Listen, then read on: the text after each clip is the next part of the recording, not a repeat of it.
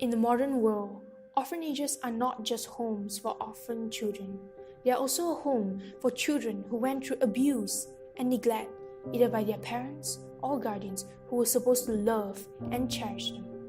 There are orphans known as social orphans, where they have only one living parent who had abandoned them due to pure selfishness, or they just couldn't afford to support the child.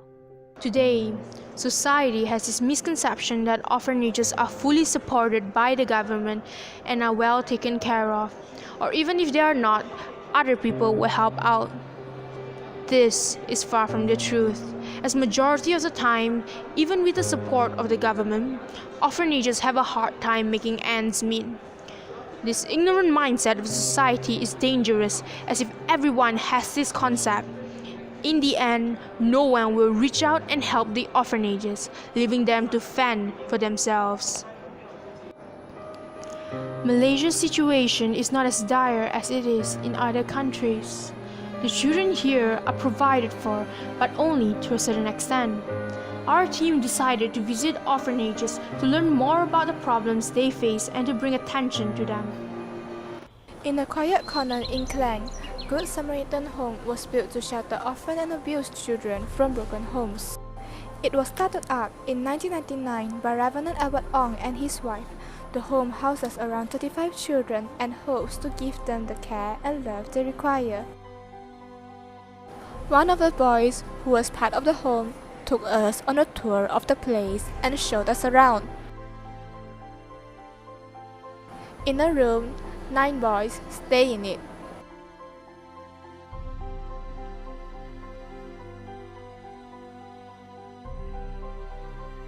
The 15 girls resides in 2 others, while the younger children stays in another. Both the genders have only 1 toilet each. The lack of space is a major problem for the home. This is a study area of the children.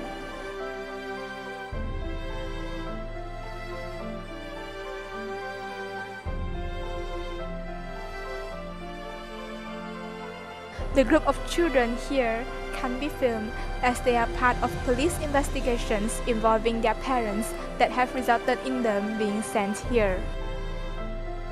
These are the list of things the home requires.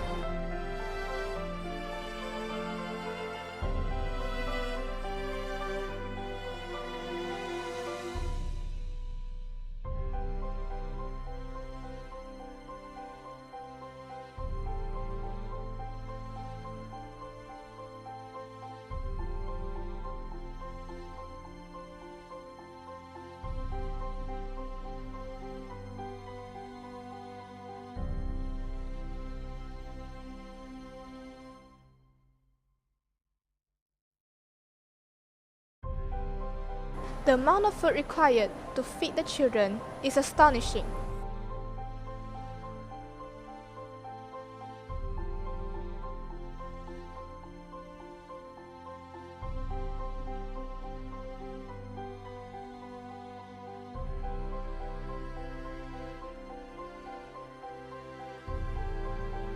Okay, the kids that come here we divide them into 4 categories. One are orphans, lost both parents, either from an accident or through sickness. Then the other group was sent here because of abuse. Their own parents abused them and the welfare department sent them here, or the police sent them here, or the parents themselves sent them here. They surrender the kid here because they cannot abuse. They find very difficult to abuse the kid all the time. They feel guilty, or big friends told them to send them here.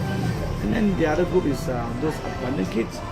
They've been abandoned by the parents in neighbors or relatives, so they brought them here. These are 3 main categories that we actually help as much as we can. But the 4th category is under the neglected kid. The neglected kid will be either their parents either run away, divorced, or in prison, or under drug addicts, or they run away from along whatever issue they have, and the kids are left neglected by one parent or by both parents. So those cases are a bit difficult. Many of them are under this case, under neglected case. So we have to really thoroughly go through their case and then put a lot of those requirements that I mentioned earlier to to determine whether this case we should accept or not. Public, we have generally most of our fund come from public. Yeah, society, companies, clubs is once a while. When they have a project, then they get they provide us fund either with kind or in cash.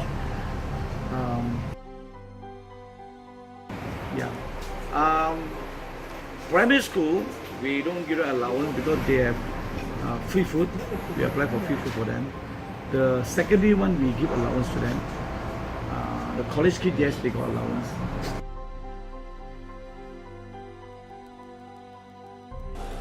In another part of Petaling lies Rumah Juara, a non-profit home that was established in January 1998. In the present day, 40 children stays in Rumah Juara, and the home is supervised by House Supervisor Miss Cecilia. Miss Cecilia agreed to give us a tour around the home and talk about the current situation of the home. We discovered that Rumah Juara faces many problems, such as the requirement of food needed to feed all the children, the cramped places the children have to live in, and the insufficient support given by society and the government. We were given a tour by the staff member of Rumah Juara. As you can see, this is one of the girls' rooms. It is confined and 5 girls are forced to live in this small space. Additionally, the room only has one ceiling fan.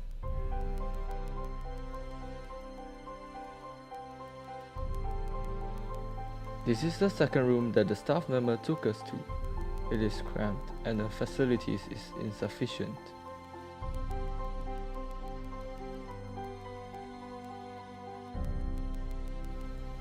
This is the men's bathroom. Although the toilet looks fine, the condition of the bathroom is dreadful. Not only is there a small hole on the side walls, but also a huge hole above the bathroom.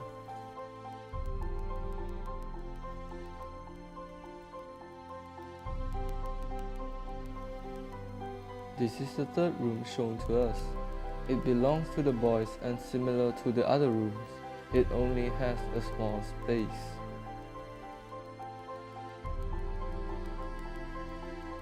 The condition of the room is better compared to the others, and it has more facilities such as an air conditioner.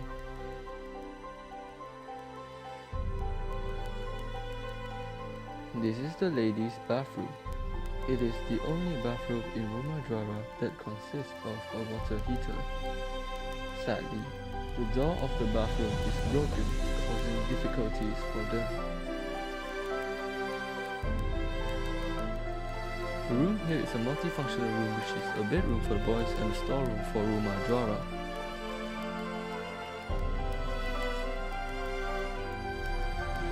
Here lies the book racks of the children, which they can store their own stuff like books, stationeries, and others.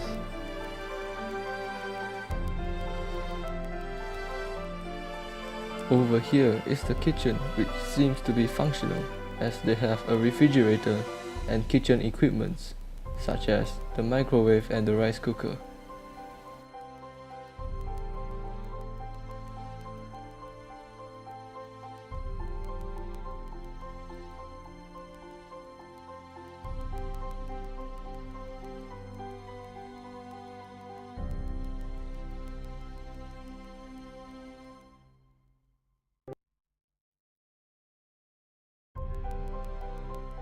Okay, our overheads is more than 45K per month. This house is a rented. Yes, this house is a rented home. This is the boys' home. Beside is the girls' home. Okay, both is the same owner. Okay, this is about 5K per month. Our overheads plus our electricity, water, the staff salary, plus the education and everything for the 45K. Yes. All of them go to school, even the Kadika station, all the books of the syllabus I am the one to prepare. Here, the children, their education, you cannot go according to their level. Even their PT3 or even their SPM, only 1 or 2 or 3 they can do what they are. The others will be backwards.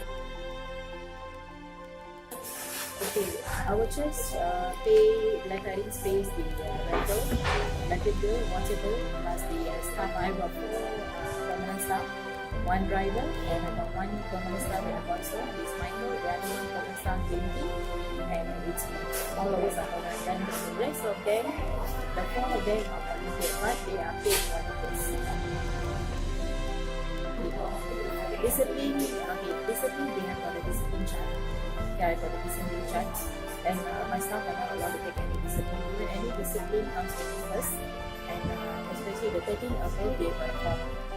Because now, according to the kebajikan, they can't cane the child and everything else. But as me, when it comes to exam, fail, okay, other than that, household thing, I'll just tell them no outing. When I go for outing, I can't. So next time they know. Okay, there's a few years back, I think boys, they couldn't control. I think a few years back, I only sent the girls. I just told the boys to stand outside and just tell bye-bye to them. Let them feel it. That was the first and last. They never repeat again.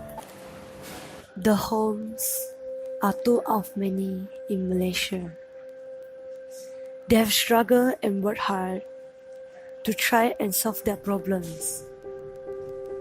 The government have played their part, but without the society's aid, this cycle will continue on and never end. Play a role and help the children. Lend a hand. Help a child. Save a life. You can make a difference.